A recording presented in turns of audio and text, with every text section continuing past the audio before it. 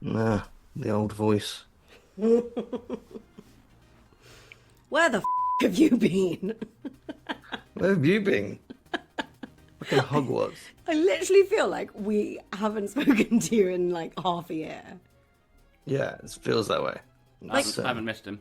During normal like recording time, I feel like he's in our lives constantly. We're messaging every day. It's like a kind of long distance relationship. But summer rolls around and it's like we've got a new person on the podcast with us. Yeah, Skinny person. Skinny person. You look great. I've lost some weight now. I've been walking. Rocking. How much weight have you lost? 18 kilograms. From walking, Yeah. you're a liar. That's shameful. That's shameful. no. Some people would say congratulations. I think that's shameful.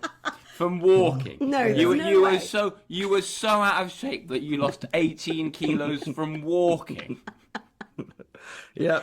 Yeah. Well, it was weighted walking. So I was walking with a rucksack that had condiments in that weighed. Rice. And I thought it was 15 kilograms. And then my brother picked up the bag and was adamant that it wasn't 15 kilograms and I'd screwed it up. And then he weighed it and it was actually 24 kilograms Wow. 24 kilograms of rice. of Condiments. sand. Oh, I was about to say, because rice is a bit sort of like temptations there as well. Because not only is a fat bastard walking, carrying heavy stuff, he's also carrying carbs. He's you not know? carrying cooked carbs, is he? It's Yeah, but if he's desperate, Yeah, but it actually helped me because I thought I was just bad at walking. I was like, why is this so heavy? It's only 15 kilograms. And then it turns out it was 50% almost double. more. I reckon you're probably lighter than me now. I am 92 kilograms. Is he? That's exactly what I weigh.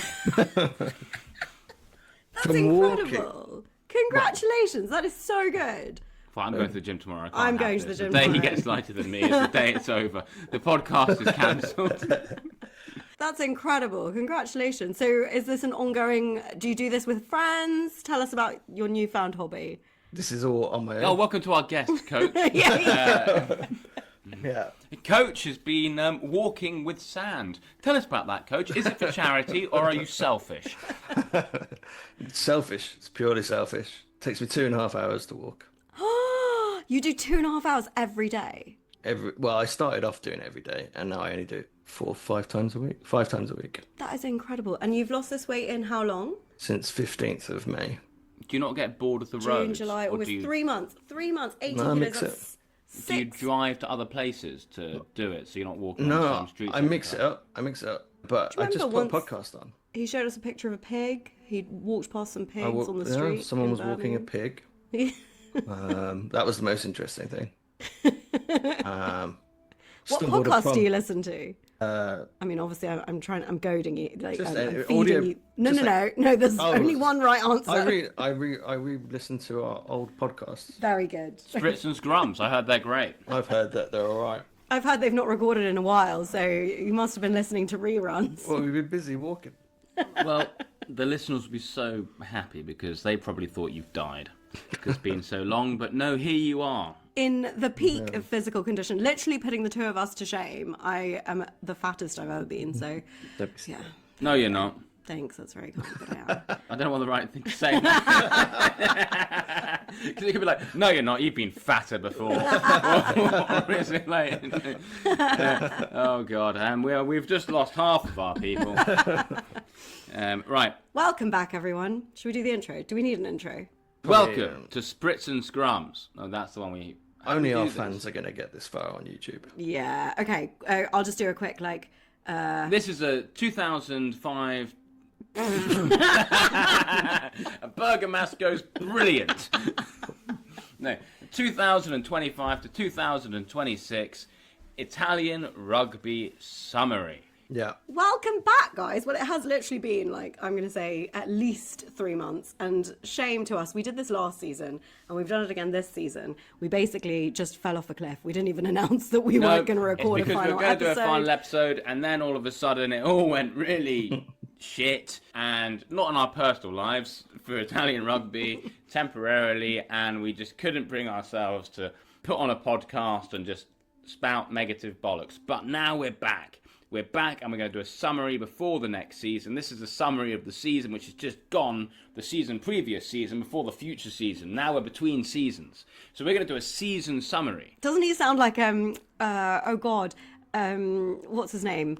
Not David Mitchell. David Mitchell. The football never stops. Watch the football, and then you'll watch the football, and the football will continue. It is a bit like that, because when the season finished, the previous season, I'd really had enough of club rugby. It was really, when that final whistle went, I was like, turn off the TV, like, thank God that's over. What a nightmare.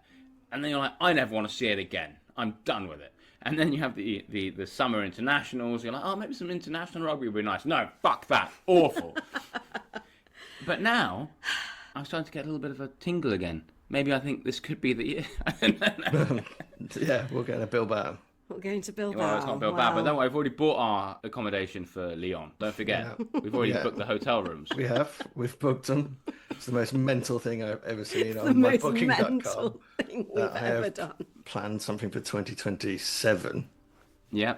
We've booked Lyon accommodation for when Benetton make it to the final of the EPCR Challenge Cup. Is it May 2027? Mental. Yeah, me too. I opened my booking.com and I was like, what's this booking I've got for next year? Yeah, mental. Yeah, it's weird. Well, let's crack on. Let's start off. I know we've got our list there, but let's start off with what the people want to listen to first, which is the biggest one, which is obviously Italian Rugby's. It's in the Azzurri, how they've done. And then we'll go to Benetton, then we'll go to Zebre.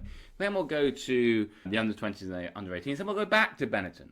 And then maybe we'll creep back into Zebre before finishing off again with the Azzurri. You really don't want nice clean chapters. You're dipping in and out of everything. Well, I just watched The Odyssey. And even though that follows a very narrative structure for the most part, it still does a bit of chopping and changing. And I think actually that's where we're going wrong. We need to be a bit more artistic with how we present this stuff. I completely disagree. I think a listener wants to be let me dip into the Italy bit. We could be like the Inception of rugby podcasts. I didn't know we had any structure. Like Benetton's attack. Way. Yeah, we're laughing, but we're going to pay to see it again. We're going to pay a lot of money to see it again. We're laughing now. And then we get there. We'll be like, you know what? The one positive, well, when you said we're not going to talk about Benetton this year, as in right now, we'll start that in a minute. But the one positive I will say is that we went an entire year without going to Treviso, and it was a shit show. That really upset me, though. I think I actually started to get the shakes. I spent so much time in Italy, almost maxed out all my days I could possibly spend there, and didn't make it to Treviso. I don't ever want to think about it. That's but you would have been disappointed because, basically they lost everything. But we'll talk about that in a minute. Let's start with Italy. Italy's 2025 to 2026 season. Well, we'll start, and then we'll go back. And Stop telling us what we're going to do. Just start. Headline is obviously, and the only thing that matters, because their season went Six Nations, some really good stuff, some bad stuff, and then autumn before that, pretty decent, some good stuff, some not some good stuff, all right? And then the summer was abysmally, terribly shit, all right? But they didn't play necessarily their best, but it was still massively disappointing. However, there's only one thing that matters in this season, and that is that this season will be forever remembered as the season that Italy beat England for the very first time. That's all that matters, because if you ask who won, Italy... Well, Italy's a bad example, actually, because they've only recently become really good. But if you said who beat between Wales and Ireland in 2021, people won't remember. Who won between England and Scotland in 2020, they won't remember. But people will forever remember that Italy beat England in the Six Nations in 2026. And everything else is academic. Everything else, so the rest of their season will be forgotten. History will not remember it. Only the most avid nerds of rugby will remember it. We won't even remember it. We won't even remember it. But what we will remember is that in the 2026 season, Italy beat England in the Six Nations. We won't even remember in the fullness of time that actually Italy beat Scotland at home as well, and that Italy were undefeated all season at home in the Six Nations. All this season will be remembered for is Italy beating England. That's it. We were there. We were there, and we were very almost not there. Yeah. So I think that's the other like super positive of the year, is that we made a last minute U-turn and decided to go to that game. Yes. Because imagine we would still be kicking ourselves, and we forever would be. But we've seen some great rugby this year for the Azzurri. Coach and I saw Italy beat Australia. Well, yes, that's what I was going to start with, is actually like Italy to go and beat England. Like, it didn't come from nothing. Actually, Italy's 2025 to 2026 season started with the autumn tests, where they beat Australia, where they beat Chile, where they lost, but like it wasn't a thumping to South Africa. They then carried that energy into a Six Nations where they beat Scotland, they beat England, and then it all started to fall apart with the final game of the Six Nations. And from then on, we kind of shouldn't, I don't know what's happened, but... Well, in the summer, they didn't take their strongest team, and they're not good tourists anyway. Forget touring to the other side of the world, and they were just pretty bad. But the run-up to beating England, I think, comes off of the success and the, like, hold your heads up high momentum from the autumn tests. Because, remember, at the beginning of the autumn tests, I was like, well, if they can get a win, like, that's probably what they're aiming for. And you were like, shut up, they're going to go for 2. They have to aim for 2. And I was like, well, that's ambitious. But they got the 2. They beat Chile, which obviously they should have, would have, you would expect and hope to. But to get that win against Australia was not easy. And that meant that until this summer, they basically had beaten Australia in the last 2 games that they'd played against Australia. Brilliant. But then Australia battered them in the summer. But in the summer, the games we haven't spoken about, Japan beat Italy. Now, that was a really painful one. It looked like at the beginning that Italy had this cover, that they were flying away in the first 10 minutes. It was like, this is going to be brilliant. Lo and behold, wasn't to be. Italy completely capitulated, not good at all, and Japan won 27-10. And there's not really to be said for that. Italy just couldn't string anything together. They looked like they could have done well.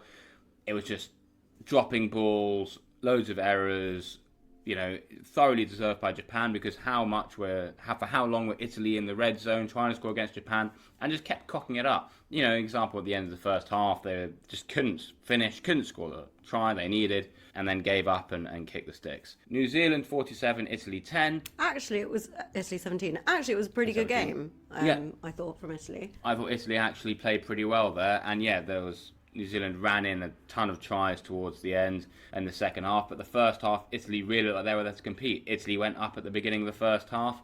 Not a terrible showing at all, and I think actually they showed the people in New Zealand they can play. So not bad. And then Australia out for blood, and Italy not fielding what would be their best team at all, and that was 57-10. And that, for me, it's difficult, because where do you experiment? Where do you do stuff with players, if not in the summer? But now all these games count, and they've really put themselves in a terrible, terrible situation in this. They are now sitting rock bottom of the Northern Hemisphere table. This is, they've really... But then where are they going to experiment? The summer's always been a time for experimentation, and this just hasn't gone their way. Australia 57, Italy 10. Not good. But this was a season where Italy beat England, so none of it matters. None of it matters. Absolutely, completely irrelevant. Because in 5 years' time, that's all people will remember from this. I tell you what, don't even go that far forward. Come the Six Nations, and sod it. Come the autumn internationals, when Italy's games are on English TV, the only thing the commentators will say was, this Italy team beat England in the Six Nations. They will not touch on anything else. Everything else is like a minor footnote, irrelevant to this season they've just had. That's all that matters. Yeah, and, well, we'll talk about their games to come for the autumn tests in a second, but it's crazy to think that in the year that Italy beat Australia and Italy beat England and Italy beat Scotland, they have dropped down the world rankings considerably, now placed below Wales and sitting in 11th place. I know, that's absolutely gutting, and they have no one to blame but themselves. But won't be remembered, won't be remembered at all. Honestly, where were Italy 2 years ago in the world rankings? You can't give an accurate number. You simply don't know. No one knows. But what they will know forever is that Italy beat England in the Six Nations in 2026. So for that, my score out of 10 for the Italian rugby team, the national side, is 7 out of 10. Oh. So, like, acceptable. No, great. 7's fine, I guess. Yeah. Considering the summer. I agree. 7 is fine. If we'd stopped it at like March, I'd be like 8.5. But the summer's if they'd beaten Japan and done okay against Australia, yeah, 7, 8, 8.5.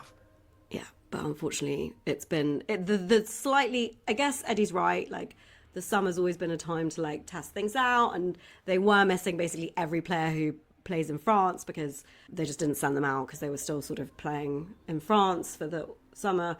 So, you know, it was not obviously Italy's best team, and obviously they're across the other side of the world and blah, blah, blah, blah, blah, blah, blah, blah.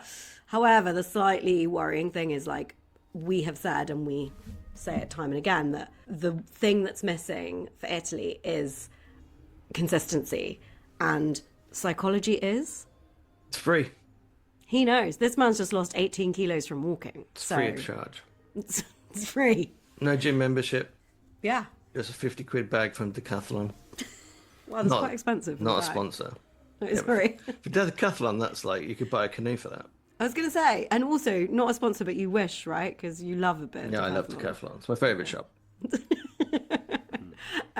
So yeah, psychology is free. Consistency is the issue. And my slight worry is that ever since that Wales game, finishing the Six Nations was a real downer to finish the Six Nations with that game because, whatever. I guess they were just so taken out of the week before beating England that it was almost like a release, or like, ugh.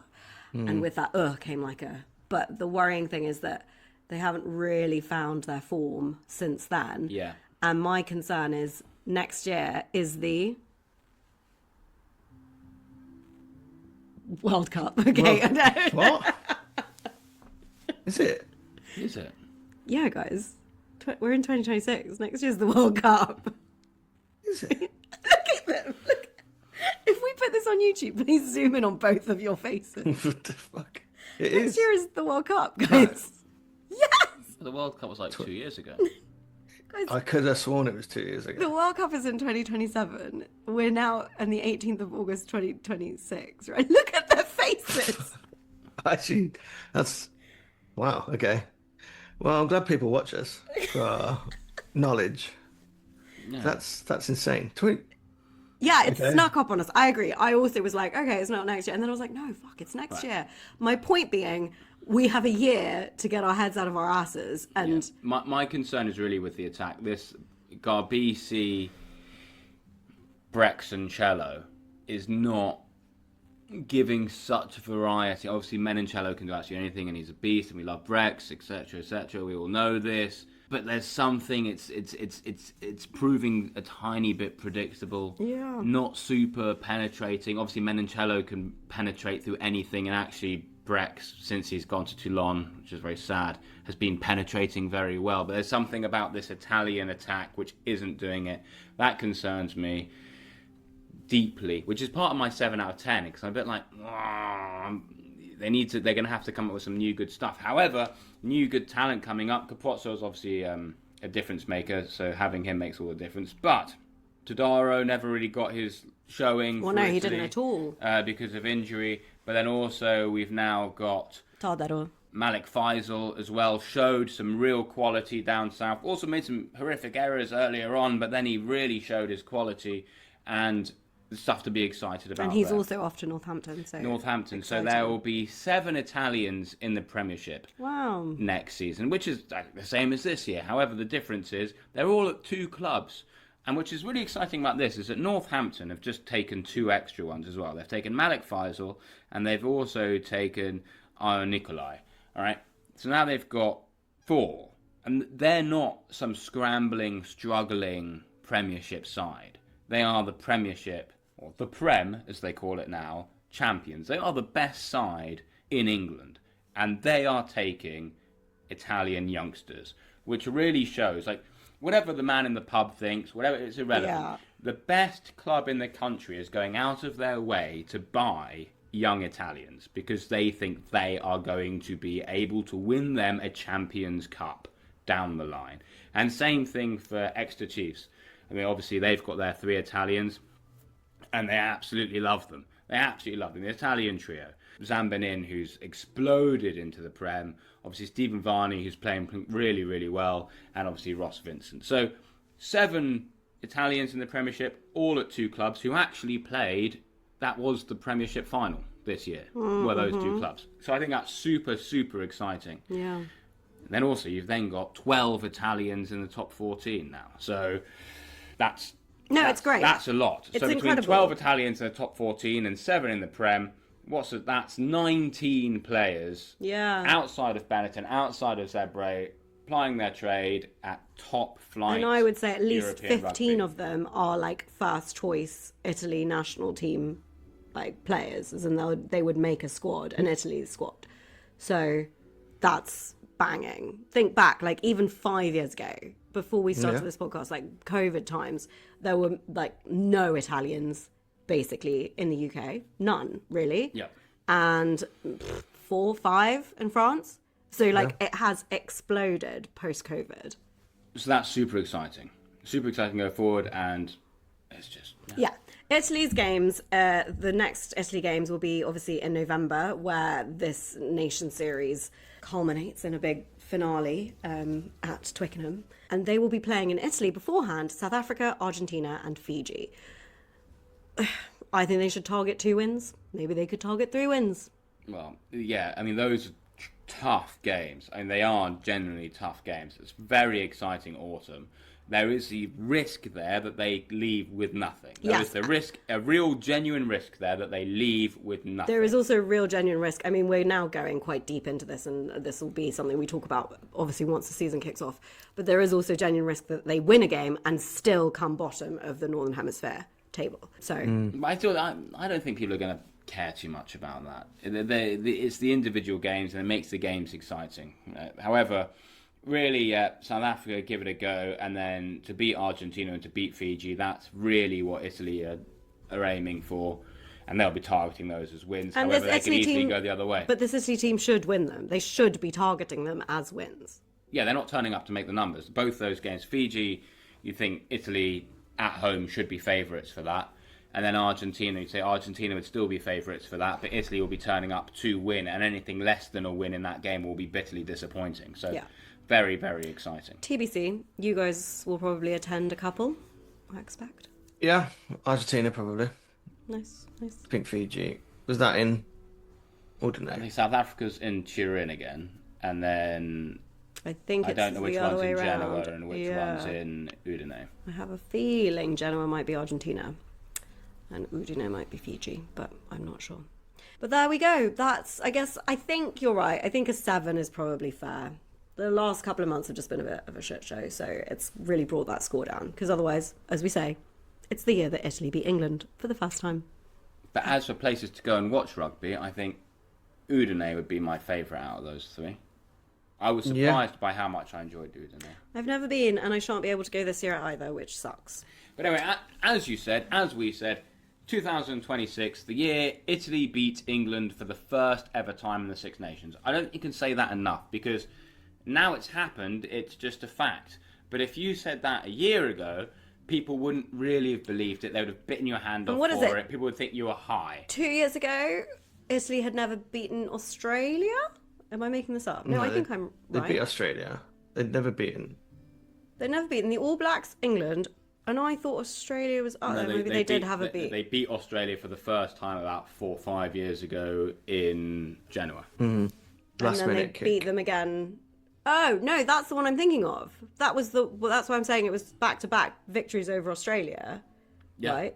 But that's from that time. Yeah, exactly. What I mean is the time before was the first time. So basically, like, you know, these wins are coming, and the only concern is that, as I've just pointed out to the two of you, the World Cup is next year, so it's sprung up on us, and it's time for them to show that they can hold their heads up and compete every single game with consistency. Yeah, but the players will feel that as well. The players will feel coming into this season that the World Cup is around the corner. Exactly. And the coaching staff won't forget it. Yeah. So there will be this competition between the 7 players in the Premiership, the 12 players in the top 14, all the players at Benetton, all the players at Zebre Parma. They're all going to be fighting really hard for this season to prove themselves, to get on that flight to Australia, to Melbourne. Yeah. That's how it is. Maybe that could be... Guys, should we...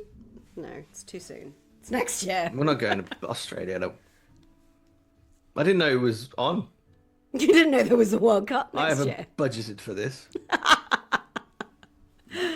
Right, very quickly. The women, the Italian women, I think it's important to just summarise their season. And I'm going to summarise it mainly again with just the Six Nations. They had a dreadful start to their Six Nations. However, I would say pulled it really around and ended up their final 3 games. They beat Scotland, they beat Wales, and they put 33 points on England, which I think was up there with the highest points against England that any of the other teams scored. So if they could level that out with the same intensity from the beginning, they would have had a much, much better overall Six Nations, obviously. And there's a lot of really exciting talent coming through there. Only last year people were fuming that Rigoni hadn't been picked for the Six Nations, but actually she was replaced, and the players that are coming up I think are very exciting. I would say when they got going, they actually played better rugby than I've ever seen them play in the past ever. It was well rounded across the park, beautiful rugby they were playing, and they looked good enough to be playing against the Red Roses of England. They really did. It wasn't before where it'd be like a moment of brilliance, or maybe Dinka does something really quick, or maybe Rigoni does something. Across the board they looked really, really solid. No, that game against England was fab to watch. Really exciting. And then was it the game against Scotland at the end? I think it was Italy-Scotland, where Italy just demolished them. Absolutely demolished them. It was glorious. No, really exciting play. The number 10, Medea, Veronica Medea, that was it. She was just phenomenal against England, against Scotland, really, and she's been around for a while, but they say it takes a little while to find your ping, but she was creating some incredible stuff. If they can build on that, then they'll be in a really good place. With their captain this year, who was none other than our first ever podcast guest. Sylvia Turani. They're now sitting 6th in the world rankings, so that's pretty good, I would say. Can't argue with that. Just had a power cut. What about your backup generator? That's ready to go, but I've assessed the situation. Anyway, you feel safe. That was a power cut, everybody. Coach had a power cut. Like something from the 1960s. And now everyone knows he's vulnerable to cyber attacks. Did you save the footage? Because I don't think I have it. Okay, great. Yeah. That's good. Well, it kind of came at a perfect point because Eddie was summarising that. Fine, you gave them an 8, did you say? Great. Yeah. Well done them, and I do look forward to seeing what they do next year. Is there a World Cup also for the women in 2027? How am I going to edit this? Shall we move on? Should we talk about Zebre, Benetton? Yeah. Oh, let's just crack on with Benetton. And then we'll touch on Zebre, and then we'll go back to Benetton. Why do we have to go back? You watch one... Who wrote it? The Odyssey, Christopher Nolan film. I was a bit... I don't know. We saw it last night. I really enjoyed it. Beautiful shots of Lipari, where Eddie and I got married, for anyone who cares. Actually, beautiful shots of islands surrounding, rather than actually of Lipari. But apart from that, not really, I don't know. No, it was very good. Go watch it. Well, look, go watch it. Some people might have watched it and will either have positive or negative opinions of it. Right. Very briefly, Benetton, 13th in the URC, pretty shit. 6 wins, 2 draws, and 10 losses, with a point difference of 327 scored versus 493 conceded. What's going on here? Why am I... What was that? Why did you put the change camera on? I was trying to... But this thing follows me around. Why did we just see a shot of your nether region? No, it was his hand. It was his creepy hand. Follows me around. I just want it off. I don't like it. I had it off. Sorry. The worst defence, apart from Zebre Parma, in the entire league. It was not a URC season to remember for Benetton at all. On the flip side, their Challenge Cup campaign was brilliant, and they almost coulda, shoulda, woulda got to the final, which cost me £700. Gutting. Absolutely gutting. And me. Cost us money too. Remember when you were mugged that morning? I was mugged. Hung over in bed with emotional blackmail. Eddie goes, I need £100 now. You need to both transfer me £100 right now. No, I'm not your friend no more. Just think about it, guys. Bilbao. Honestly, if that had come through, if they'd got to the final, we would have been set. We'd been set for the final, but also we would have been set for like future trips. It would have been perfect. Gamble responsibly. Also, people. who are you kidding? We would have been sat for future trips. Realistically, we would have spunked it all in Bilbao. We've already paid for next year's. Yeah, what a disastrous season for Benetton. And I said it a year and a half ago. Why did they not go to market when they saw that Bortolami was leaving? And they ended up just promoting one of the assistant coaches. Great, good luck to them in the future. This season was not to be, though. However, on top of that, they lost Albanos. They've lost Menoncello. They've lost Brex. They lost Brex. All in all, disappointing. But, the EPCR challenge was great. It was just a shame how they went out. We won't touch on that. But obviously in the quarterfinals against Exeter. However... What a game that was. I know we're really disappointed with the result, but that was a hell of a game. Disappointed is an understatement. I was furious for weeks. I still haven't really got it. I know, but it was... It just showed what's so disappointing was you see... Granted, they conceded a hell of a lot of tries in that game, but they scored a hell of a lot of tries, and it looked phenomenal. I mean, thank the Lord. There's not a whole lot coming into Benetton this season. However, let's see what Wayne Pivac can do, because that is exciting thing. I don't know what the word for that is. Like, that is a massive thing. One of the biggest coaches that was available in the world is on his way to Benetton. I mean, this is huge. It's absolutely huge. We complained about them not going to market before, complained about them twice, basically just going from within the ranks. So from Kieran Crowley, they then went within the ranks, and then within the ranks again to pick their head coaches. Yeah. And this time they've gone out there, and yes, they haven't signed a bunch of players. However, who they have signed is a huge coach. If I'm being cynical, I'd be like...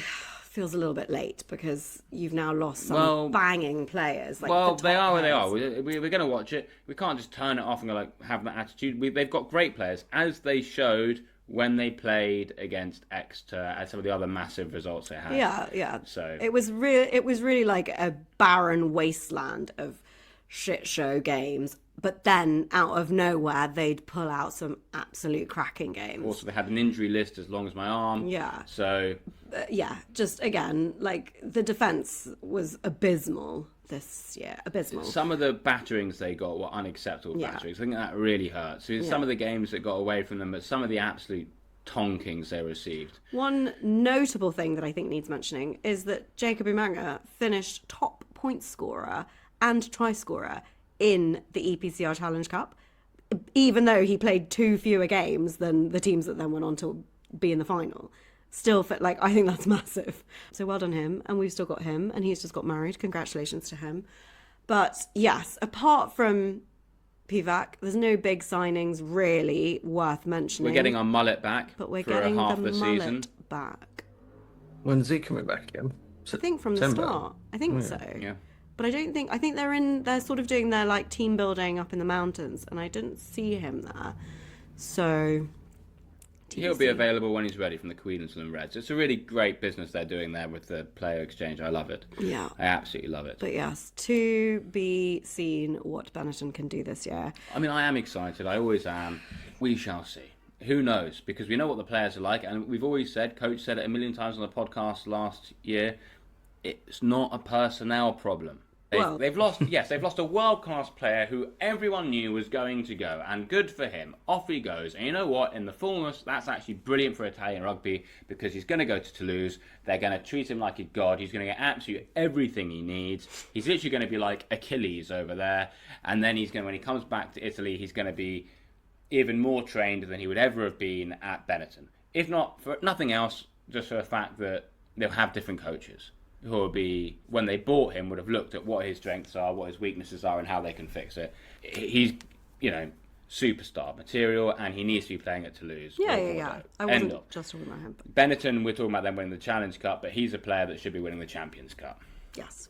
I don't want to jinx it, but I feel like saying the only way is up. Because if you look at Benetton finished 13th out of 16 teams in the URC this year. The year before, they finished 10th. The year before that, they finished 7th. So really, the trajectory has been nothing but shit for the last couple of years. In the URC, the Challenge Cup, again, similar kind of story, very nearly making it. Yeah. Not quite. Yeah. Look, we'll see. We've said a million times on the podcast, I said it's not a personnel problem.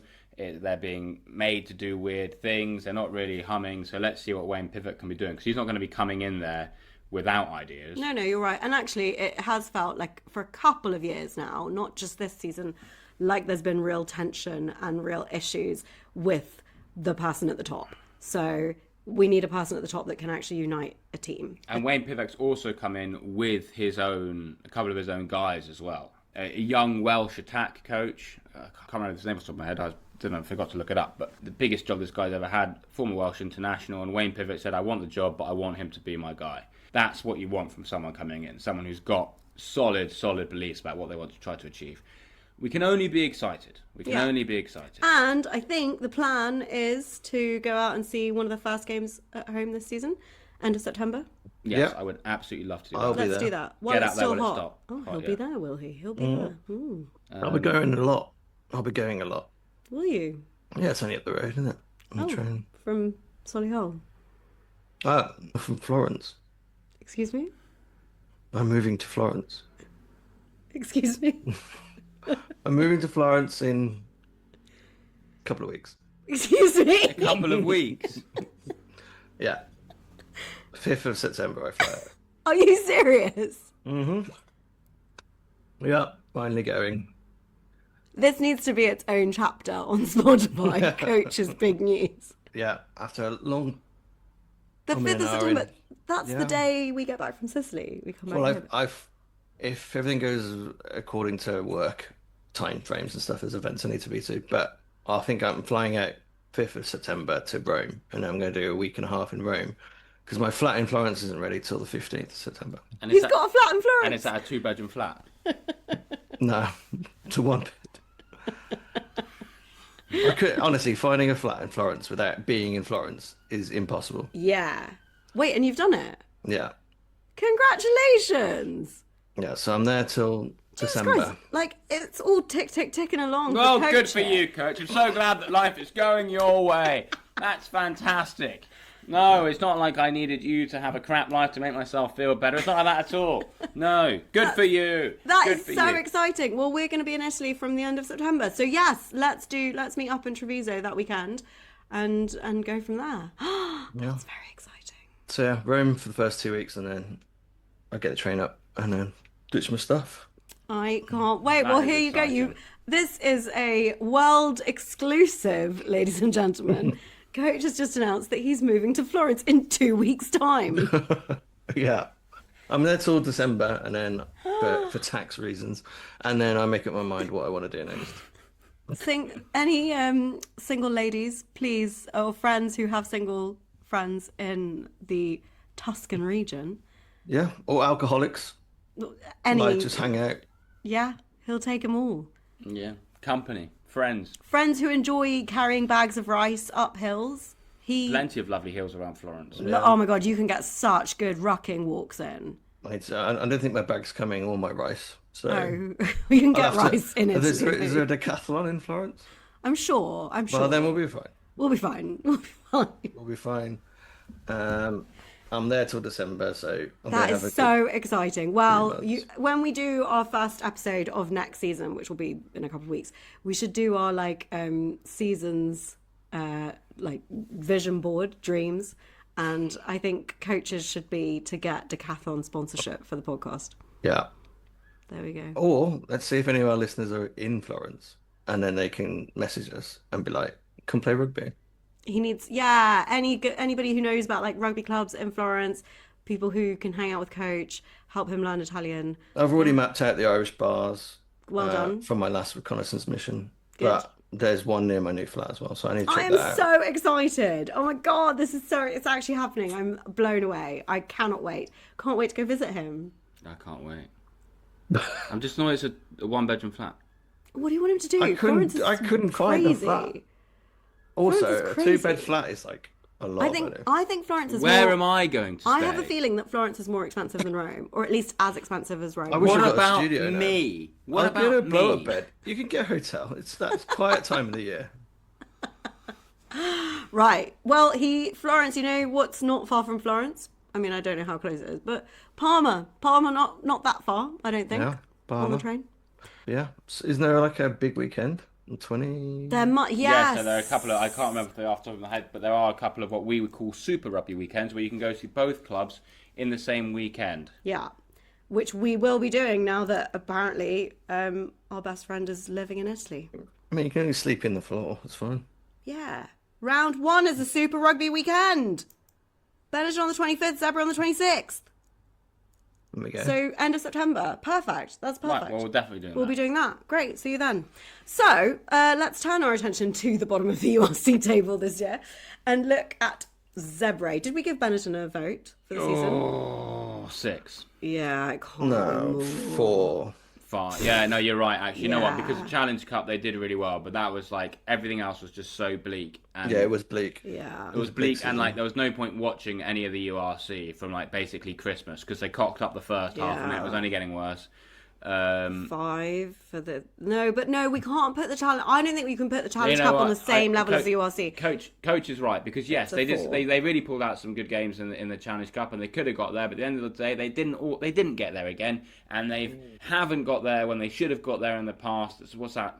Basically 3 semi-finals or whatever. Was this the quarterfinal actually? This was a quarterfinal. So it's even the worse, semi-final. even though and they did everything they could have done in the group stages to get home all the way to the Yeah. bow, which is why we're so excited about it. And it wasn't to be. This season was a 4 out of 10. Yeah, it was a 4 out of 10. It was a 4 out of 10 because even on top of all of the shit show of the URC, on top of the fact that they didn't make it to Bilbao, every time you turn on a game, they would announce that another superstar was leaving, and you were just Yeah. like, "Well, shoot me."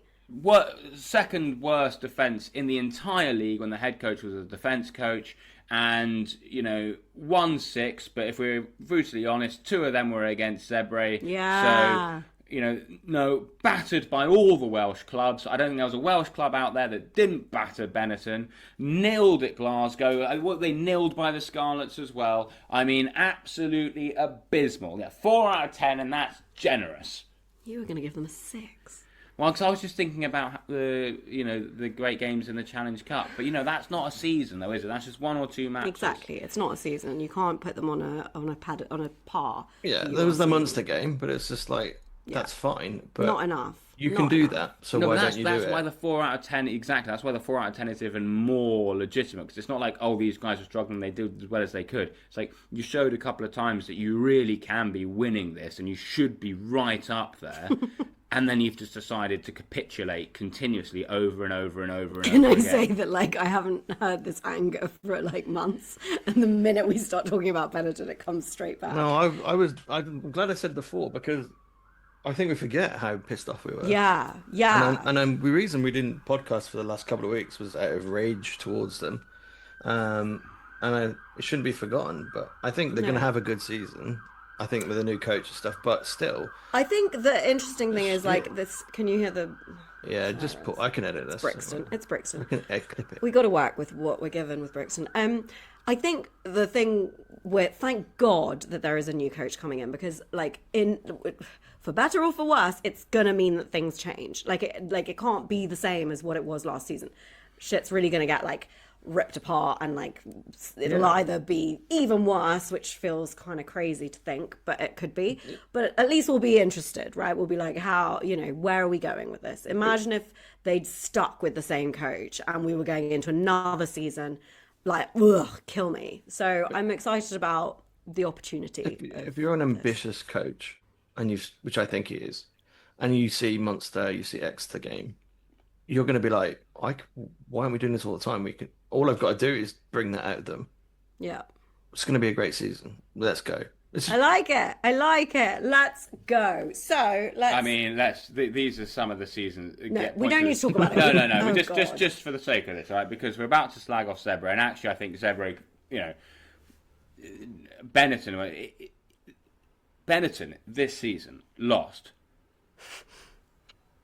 43-0 against Edinburgh, 46-7 against Sharks, 47-13 against Ulster, 45-15 against Munster, 45-19 against the Bulls, 31-10 against Glasgow. That's actually not as bad. That's just still not crap. good. And 31-16. Yeah, but those top ones 43-0 against Edinburgh.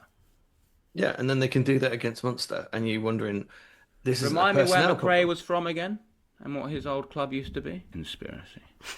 I don't know. No, it was Edinburgh. Obviously, it was Edinburgh. Oh, fuck yeah. Yeah. No, I jest. I kid. Obviously, Anyway, that's just a joke. let's- But it's just a bit of a meh season. I Let's channel- He did. McRae, good luck to him. He's done some great things in the past with Benetton. He really, really did. This season wasn't to be. I wasn't anti him taking the head job.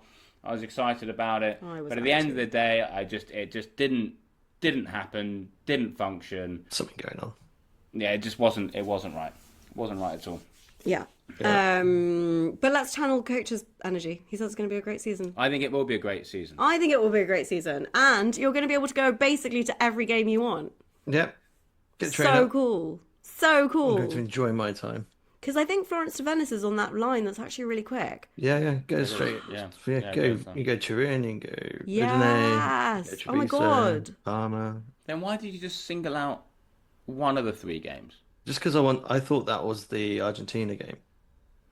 Because that's the one I really want to go to. Yeah, Argentina will be great. I mean, South Africa will be all good, but yeah, I think the biggest clash will be Argentina. But yes, there we are, Benetton season. And, injuries, had so many injuries. Seb Negri is basically out for the whole season, so it'd be great to have him back. I am kind of optimistic, but mentality, it's all about the mentality, let's get that going. Zebre Parma. This I think it'd be easy to slate the match. I don't think it deserved it, because unlike Benetton, Zebre were on the wrong side of some very, very close games, and some games were hugely, hugely frustrating. And The frustrating thing is, at the time, I remember thinking, God, that's another game that they lost by like 2 points. There's a game they lost by 1 point. There's a game they lost by 3 points. But unfortunately, the stats are the stats, and the stats are that they were rock bottom, 16th out of 16 teams, and they only won 2 games. And I think those 2 wins came very early on in the season. Yeah. And so, all of those really close games still show up as a loss. So only for us that we follow them and we know that actually, like, that stat is a little bit... It is unfair. It is what it is. But they did do well in the EPCR. They could have done better. They got their best ever result in the Challenge Cup, making it, just like Benetton, to the quarterfinals. Losing against Dragons. I mean, that's probably only fair. Dragons played really well against Zebre this season. And there was a couple of times when Zebre looked like they could have been favourites for a couple of games and then didn't. It's frustrating to have them coming rock bottom, but equally, I don't know what didn't really click. However, one thing to be very excited about here is, in general, this is good news, I think, for all of Italian rugby, is that Tommy Allan is on his way back to Italy and he's heading to Zebre Parma. Because there was a lot of, I think, confusion going on with the fly half situation with Montemauri. It's a bit like what is Zebre doing here? It wasn't super clear, and at times those guys can be really, really good, but at times they can completely just disappear, and that wasn't ideal at all. And we said there's really close games in there, and I think if we add up what we've been saying in this chat so far, Tommy Allan, Mr. Consistent nowadays, he really, really is, back to Italy, knows he's going there to really get these wins on the board, and if he does that and if he is consistent, he will be going to Melbourne 100%, and he has an opportunity there to get a number 10 shirt and be watched by the head coach over and over again, knowing that actually Paolo Garbisi hasn't been humming. So Tommy Allan might be thinking, actually, can I just take this 10 shirt off this guy? Yeah, I mean, he's shown himself recently as like a pretty reliable fullback in times of need. Let's not forget, like, the hugeness of this signing for Zebre in particular is enormous because of the experience that he can bring. He is Italy's all-time biggest point scorer. So him coming to Zebre is massive, because one thing that I think that they lost, even though he's still very young, but with Fischetti going over to Northampton, they kind of lost that like real experience, even though he was a bit of a hothead. Just like, having someone who is clearly a leader. And I think the wisdom and the composed experience of Tommy Allan will be great for Zebre. A team as like wayward as Zebre can be, which is also part of their charm. But it definitely feels like they are focusing on building their Italian core. They've signed both Dore and our favourite, Bautista Stabile, until 2028, which is massive. I was thrilled. I hope this man gets to wear an Italy shirt at some point soon. Otherwise, I hope he gets to wear an Argentina shirt, because he needs to wear someone's shirt at some point soon. But yeah, they just need to do much better in the URC. But I think Tommy Allan is exactly the kind of player to help them do that, because when they get a bit nervous, when they start to look like they might win and they collapse because mentally, we've seen that happen, you need a player like Tommaso Allan. Kick from the corner to beat Cardiff for Benetton in Cardiff. One of that beautiful, beautiful kicks. One of the best kicks I've ever seen in the Benetton shirt. Still makes me happy to think about it. That's the kind of player that Zebre Parma needs. Someone that's going to actually just be able to see out these games. And I think he can do it. I really think he can do it. And also, as I said, he will be looking forward to 2027, the World Cup in Melbourne, going, 1, I want to go, and 2, I actually want to start. Yeah, I kind of hope, for Italy's sake, that doesn't happen, and that Paolo Garbisi finds himself pinging again with the World Cup in mind. And I just think, Tommy Allan's coming very much to the end of his career, and it just feels like now is the time for Garbisi to come together with all the hopes and dreams that everyone was pinning on him years ago. Or that, there's been talk about other number 10s that are slowly but surely cropping up here and there that can rival him, that are maybe a bit younger than Tommy Allan. But I do think the experience that Tommy Allan will bring to Zebre is humongous. Yeah, it will help close those games. Ironically, he's gone to Perpignan, so he's taken... Tommy Allan's left Perpignan and Paolo Garbisi's gone to Perpignan. Yeah. Which also, again, kind of shows, he's gone from winning the top 14 with Montpellier, then going to Toulon, and then struggling to get the shirt off Dan Bigger at Toulon, to then getting the shirt, and then them hiring Tommaso Alban to get the shirt back off him, and then him leaving Toulon to go to Perpignan.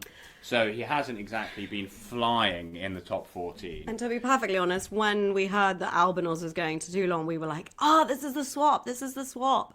But the swap didn't happen, and he's gone to Perpignan, which... But that might also be a great place for him to be, because obviously when you're at Toulon, there's another fly half. But you've got Baptiste Saran as well, who's like the general of Toulon. So you're not really calling the shots in the same way. You're not doing the conversions. Yeah. You're not calling on the field. And so, but maybe at Perpignan, he can really put a stamp on it. So but why couldn't he come back to Benetton? Yeah. I have no idea. That's what we thought was going to happen.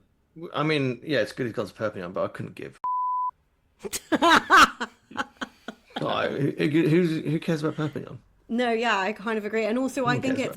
Well, look, I hope I'm wrong. Come back home, whoever you are. I hope I'm wrong, because it just feels like he was such a, everyone was pinning their hopes and dreams on to Paolo Garbisi 5 years ago. And it really hasn't materialised. And I don't want to slag anyone, but he still has... England, we've done these things. However, yes, I do agree. There needs to be something more than that out the boot, attack that they've been doing all season.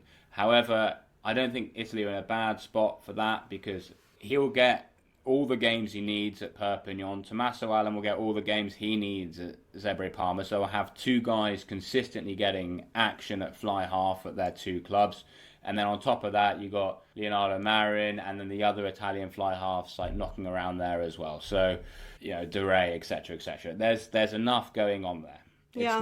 It's not ideal. It's not a position which is Italy are really excelling at, and you're right. They need Garbisi to really turn it around, because all the best teams in the world have their 10. And all the best teams in the England world would struggle, but will be somewhere. Where are they going to be next year, guys? The World Cup. Okay, thank you. Just say World Cup every time I leave you hanging. I can't believe it's next year. It's next year. Yeah, so we shall see. I have... That's also...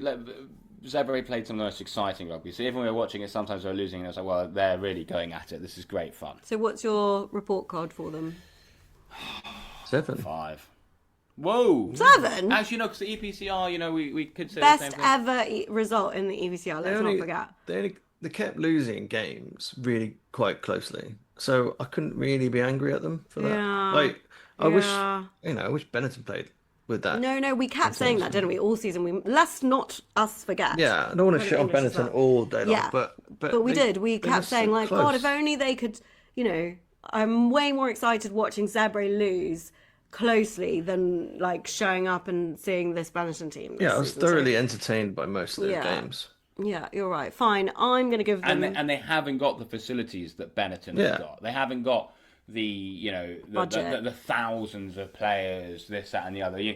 And that kind of comes across in the beautiful pirate way that they play. And I think also the other clubs and fans appreciate that as well, that they are basically two of the favourite clubs to watch. Yeah. Zebre Parma and last season's Dragons, because they're just two clubs throwing the kitchen sink at absolutely everything.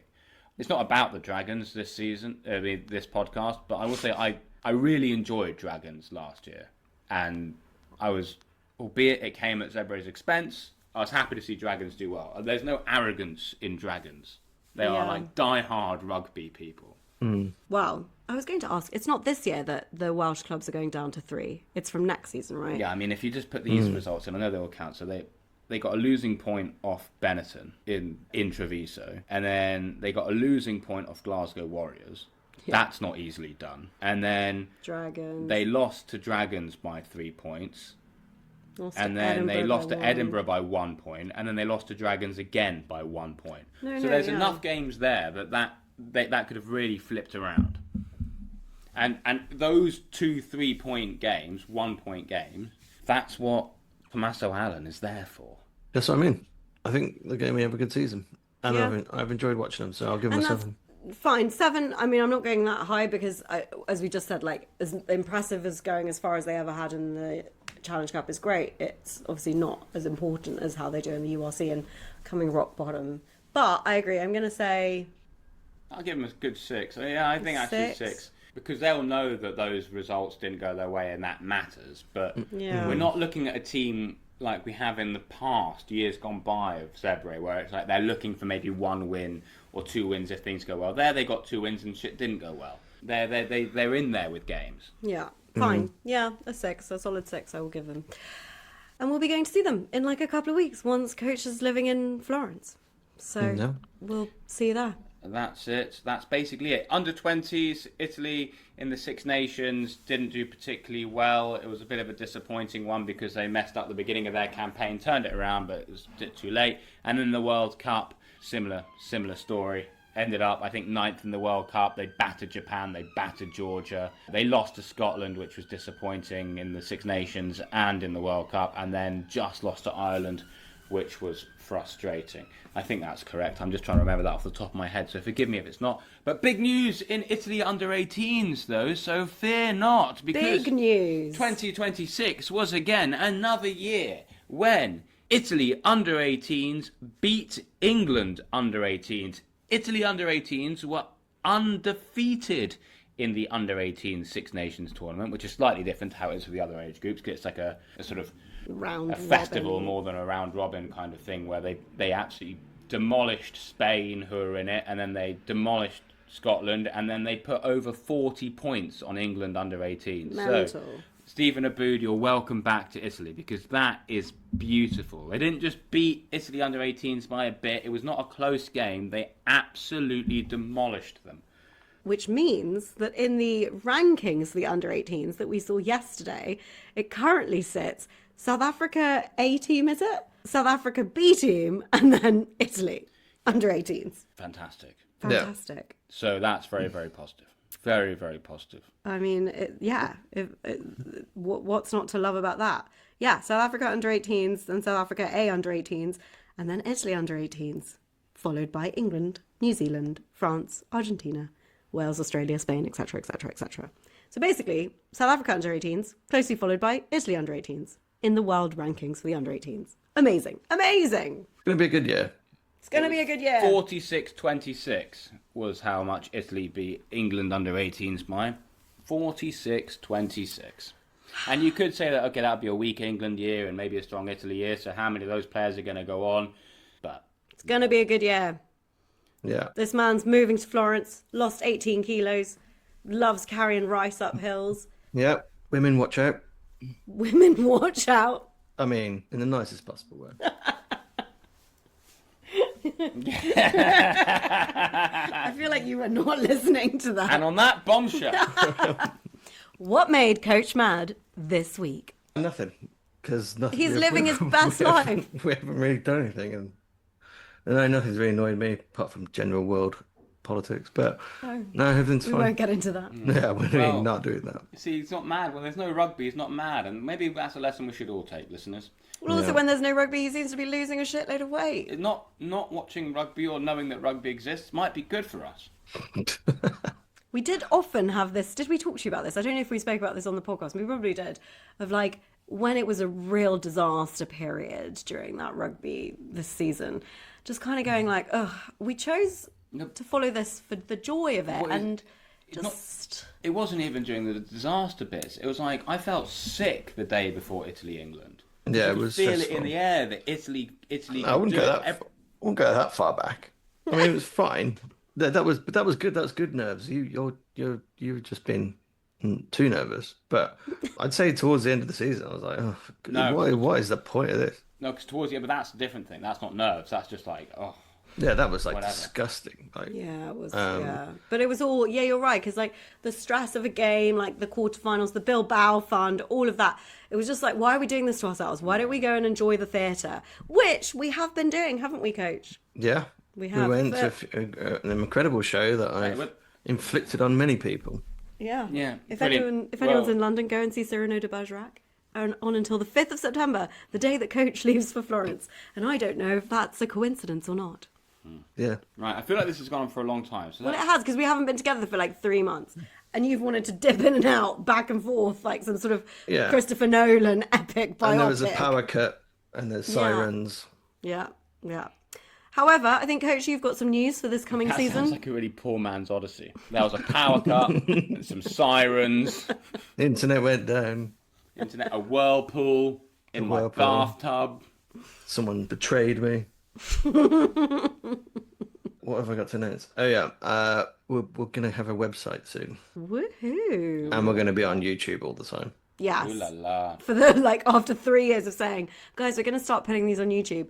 As of the 2026-27 season, we're going on YouTube. I don't like our background. We need to sort something out. I think it's fine, and most people listen to podcasts, not like watching them. We don't Although need to there'll talk be about some. this while we're on the podcast. We'll leave our That's true. insecurities Well, for off the podcast. All right. Well, thank you all for joining us. We will not be back next week. We'll be back in a couple of weeks as we head into the 26-27 season to kind of look ahead, our hopes, our dreams, our worries, our And concerns. Forza, all things going ahead, it's going to be a great season. Who knows? Maybe it won't. There's a lot on the line. Those Italian home games could be risk or reward, death or glory. Who knows? But it's irrelevant, really, right now, because 2026 will always be remembered. Not for Zebre Parma's 2 wins, not for Benetton's appalling defence, but it will always be remembered as the year that Italy beat England for the first ever time in the Six Nations. And there's a World Ciao. Cup next year. And there's a World Cup next year. That's the 2 points people need. Yeah, just a reminder for That's all everyone, you need to know. 'cause you guys seem to forget. People want us to go now. Ciao a tutti. Grazie mille, ciao. Ciao.